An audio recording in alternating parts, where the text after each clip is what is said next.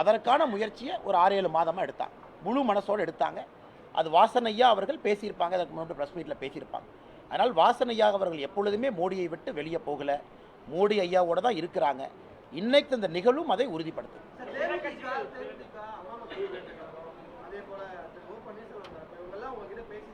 அண்ணா நீங்கள் பாருங்கள், நாளைக்கு நம்முடைய பிரதமருடைய நிகழ்வு இருக்குது பல்லடத்தில்.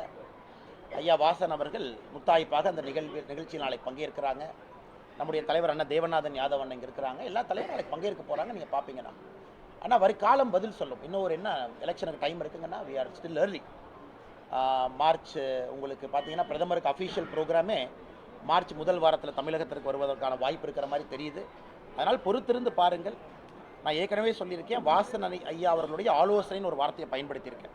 அந்த வார்த்தையை நான் சாதாரணமாக பயன்படுத்துறீங்கன்னா வாய்க்கு வந்ததை நான் பேசலை, ரொம்ப யோசித்து அந்த வார்த்தையை நான் பயன்படுத்தியிருக்கேன். வாசன் ஐயாவுடைய ஆலோசனையினுடைய பேரில் அடுத்த 100 நாட்கள் தமிழகத்தினுடைய களத்தை நீங்கள் பார்ப்பீங்க. ஒரு பெரிய மாற்றத்திற்கான அடிக்கல் இன்னைக்கு நாட்டப்பட்டிருக்கிறது. 24, 26 அந்த தாக்கத்தை பார்ப்பீங்க.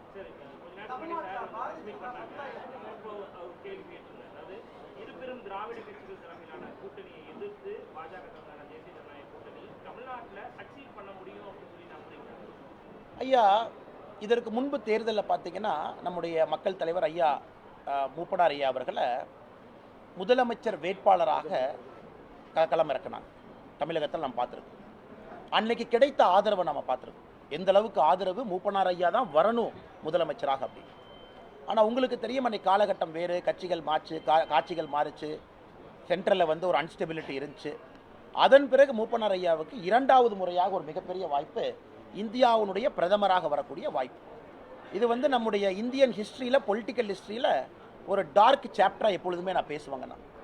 எல்லா கதவும் திறந்தும் எல்லா தலைவர்களும் ஆதரவாக நின்றும், ஆனால் ஒரு சதி திட்டத்தால் அன்னைக்கு மூப்பனார் ஐயா அவர்கள் இந்தியாவுடைய பிரதமராக பொறுப்பேற்க முடியவில்லை. ஒருவேளை பொறுப்பேற்றிருந்தால் இன்றைக்கி நம்ம 2024 சொல்லுவோம், maybe the best prime minister India had அப்படிங்கிற வார்த்தையை நம்ம பயன்படுத்தியிருக்கோம். ஏன்னா மூப்பனார் ஐயாவுக்கு அந்த வாய்ப்பு கிடைக்காதனால இந்தியா மூப்பனார் ஐயாவை பார்க்கல. அதனால் இன்றைக்கி எடுத்திருக்கக்கூடிய முடிவு, தமிழகத்தில் ஒரு புதுவிதமான அரசியலை வாசன் ஐயா விரும்புகிறாங்க. அதற்கும் அவர் யாருமேலே கோவப்பட்டு பேசுகிற ஆள் இல்லை. வாசன் ஐயாவுடைய சுபாவம் நம்ம எல்லாத்துக்கும் தெரியும். யாரெல்லாம் கூட பழகியிருக்கிறோமோ ஒரு கடுஞ்சொல் பயன்படுத்தாமல் ஒரு இனிமையான ஒரு மனிதர்.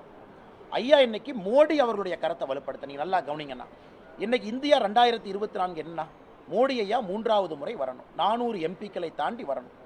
அந்த சரித்திர தவறை தமிழகத்திலிருந்து செய்யக்கூடாதுன்னு ஐயா வாசன் அவங்க விரும்புகிறாங்க. மோடி அவர்களுடைய தேர்தல், இந்தியா முழுவதுமே மோடி வர்றாங்க. 2024 மோடி ஐயா தமிழகத்திலிருந்தும் பெரிய அளவில் எம்பிக்கள் அனுப்பணும்னு வாசன் ஐயா விரும்புகிறாங்க. அதற்காக இந்த முடிவு எடுத்திருக்கிறாங்க. அதே நேரத்தில் கடுஞ்சொல் பேசாத வாசன் ஐயா எந்த தலைவர்களை பற்றி எதுவும் பேச போகிறதில்ல. முயற்சி எடுத்தாங்க. அவருடைய அரசியல் கண்ணோட்டம் வித்தியாசமான கண்ணோட்டம். தமிழகத்தில் எப்படி இருக்கணும், 39 சீட்டில் 3 அணியா 2 அணியா எல்லாம் பேச்சு கொடுத்தாங்க. மேலே டெல்லியிலையும் நம்முடைய தலைவர்களை சந்தித்து பேசினாங்க. எல்லாமே வாசன் ஐயா பேசிவிட்டு இறுதி முடிவு. அதே நேரத்தில் என்னோட முடிவை நீங்கள் கேட்டிருக்கீங்க. நானும் 6 மாத காலமாக மாற்று அரசியல்னு பேசிக்கிட்டு இருக்கோம். இன்றைக்கி வாசன் ஐயா இதனுடைய முடிவு என்பது 2024 பாராளுமன்ற தேர்தலில் இமீடியட்டான ரிசல்ட் அதில் இருக்கும். நீங்கள் பாருங்கள். ஏன் சார், பாஜக தலைவர் சொன்னதுக்கும் நீங்கள் என்கிட்ட கேட்டப்போ நான் பதில் சொன்னதுக்கும் 99.9% ஒன்று தானே? ரைட் ரைட், அது போதும். ஏன்னா ஆலோசனை அவர்கிட்ட எடுக்கிறதுனால நீங்கள் பேசுனப்ப அவர்கள் பக்கத்தில், அவங்க பக்கத்தில் இல்லை, நானாக தான் சொன்னேன். ரைட் ரைட் ரைட், நான் அவர்கிட்ட தான் ஆலோசனை எடுக்கிறனால 80ல் எதுவும் மாற்றம் இருக்காதுங்க.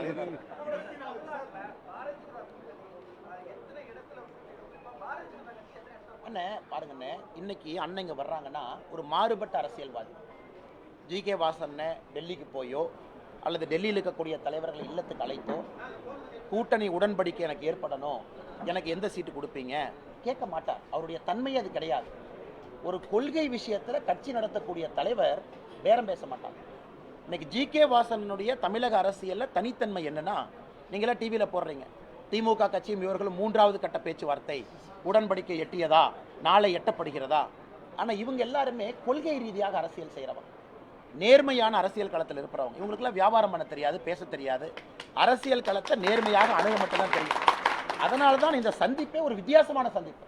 இப்போ வாசன் ஐயா கிட்ட அண்ணா நீங்கள் எங்கே போட்டிடுவீங்க, அல்லது என்கிட்ட அண்ணா நீங்கள் எங்கே போட்டிடுவீங்க, 2 பேத்துக்குமே தெரியாது. அது முடிவெடுப்பாங்க. வாசன் ஐயா அவர்கள் இன்னைக்கு நேர்பட பேசியிருக்கிறாங்க. கூட்டணிக்குள்ளே வந்திருக்கிறாங்க. நான் ஏற்கனவே ஒரு வார்த்தையை பயன்படுத்தியிருக்கேன், வழி நடத்துவார்கள், ஆலோசனை கொடுப்பார்கள். ஒரு ஒரு ஒரு ஒரு வார்த்தையை நான் சாதாரணமாக பயன்படுத்தலை. அதனால் நீங்கள் யோசிச்சு பாருங்க, இதற்கான பதில் வருகின்ற காலத்தில் நிச்சயமாக இருக்கும். இந்த தேசிய ஜனநாயக கூட்டணியிலிருந்து அதிமுக பிரிந்து போறத தீர்க்கமான ஒரு முடிவு அறிவிச்சிருக்காங்க இல்லையா? ஸோ வரக்கூடிய தேர்தல் அதிமுகவுக்கு பின்னடைவா இருக்கும்னு எடுத்துக்கலாம். ஆனால் இன்னொரு கட்சியை பற்றி நான் பேசுவது நாகரிகமாக இருக்காதுங்கண்ணா. இன்னைக்கு நம்முடைய நோக்கம் எல்லாம் நம்முடைய கூட்டணியை பலப்படுத்தணும், நம்முடைய கூட்டணி அதிக இடத்துல வெற்றி பெறணும். ஏன்னா ஜி.கே. வாசன் அண்ணன் மாதிரி நான் சில இடத்துல அதே அணுகுமுறை எனக்கு இல்லை, சில இடத்துல கடுஞ்சொல் அண்ணாமலை பயன்படுத்துகிறார் அப்படின்னு இருந்தாலும் கூடங்கன்னா, அடிப்படையில் ஐயாவுடைய விஷயம் என்னென்னா, நம்முடைய கூட்டணியை பலப்படுத்துவோம், நம்ம ஒரு ஃபோர்ஸாக இருப்போம், நாம் இங்கிருந்து எம்பிக்களை கொடுப்போம். ஒரு கட்சி வளர்வதும் தேய்வதும் அந்தந்த கட்சிக்கு விட்டது. அதை பற்றி நான் இங்கே கருத்து சொன்னால் அது சரியாக இருக்காது. சார் ஏன் சார் ஸ்டாலின் உங்கள் கோட்டா ஓவர் அங்கே ஸ்டாலின் ஐயா இன்னைக்கு ஒரு முடிவில் தான் வந்திருக்காரு, சீனியர் ஜேர்னலிஸ்ட். அது காலையில் சூடாக காஃபி கொடுத்தாச்சு உங்களுக்கு. அண்ணே அண்ணா இங்கே பாருங்க, அண்ணே அண்ணே அண்ணே இல்லை அண்ணே 2024 அண்ணா இருங்க அண்ணா இருங்க அண்ணே அண்ணே இது ஈஸியான ஆன்சர். இது ஆர்குமெண்ட் இல்லை, ரொம்ப ஈஸி ஆன்சர். 2024 எலெக்ஷன் வந்துண்ணே ப்ரோ இன்குபென்சி எலெக்ஷன். அதாவது 10 ஆண்டுகள் மோடி ஐயா இருக்கிறாங்க, முதல் முறையாக நாங்கள் வாய்ப்பு கேட்கல. 10 ஆண்டுகளாக இருக்கிற மோடி ஐயாவுக்கு 3வது முறையாக வாய்ப்பு கேட்குறோம். நல்லா கவனிச்சுக்கங்கண்ணே. 2014 தேர்தல் பிரச்சாரம் வேறு, 2024 தேர்தல் பிரச்சாரம் வேறு. இப்போ வாசன் ஐயா பேச போகிறது, நான் பேச போகிறது, தேவநாதன் அண்ணன், அரவிந்த் பானர்ஜி எல்லாரும், விடியல் சேகர் அண்ணன் இருக்காங்க, பாஷா ஐயா இருக்காங்க, எல்லாரும் பேச போகிறது, வடிவேல் ஐயா இருக்காங்க, எல்லாரும் பேச போகிறது மோடி ஐயாவுக்கு மறுபடியும் கண்டினியூட்டி ஆஃப் கவர்மெண்ட். 10 ஆண்டுகள் இருந்திருக்கிறாங்க, ப்ரோ இன்குபென்சி இன்னும் 5 ஆண்டுகள் இது.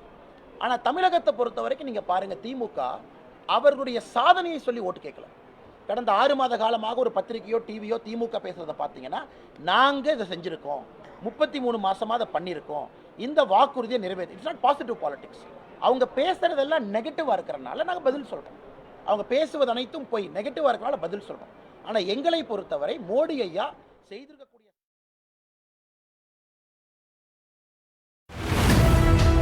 உள்ளத்தில் அழியாத ஓவியமாக நிலைத்துவிட்ட